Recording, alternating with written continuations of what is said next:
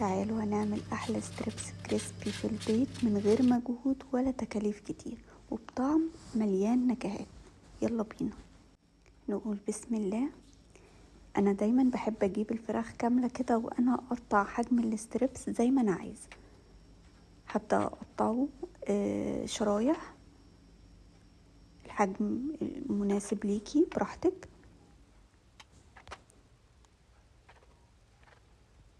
بعد كده هجيب البولة هنزل فيها بمية ساقعة، ملح وفلفل، بابريكا وجنزبيل باودر وشطة، معانا كاري وبصل باودر وتوم باودر، عصير ليمونة كاملة ومعلقتين من الخل.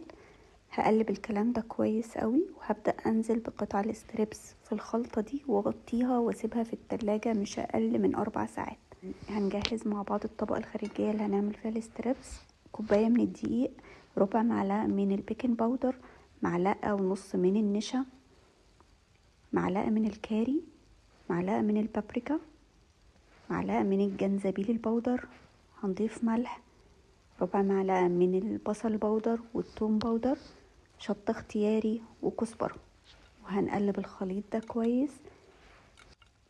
بعد كده هبدأ بقى اغلف الستريبس. الاول هطلعه من التتبيلة اللي احنا سيبناها فيها، هنحطها في الدقيق، هفضل كده اقلب في الدقيق وبعدين ارجعها تاني عشان اعمل كذا طبقة على الستريبس من بره بنفس الشكل ده والطريقة دي.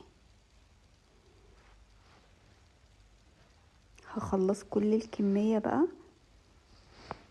وبعد كده نبدأ نقلي الستريبس.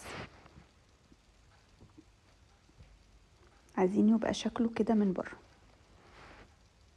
هنبدأ بقى نقلي الستريبس في زيت نوعا ما يكون غزير شوية، ويكون الزيت طبعا سخن علشان خاطر التتبيلة ما تفكش من الستريبس. بس كده نفضل بقى نقلب فيه. بعد كده هنطلعه على شبكة مش مناديل علشان يصفي الزيت بتاعه ويفضل مقرمش اكبر فترة ممكنة.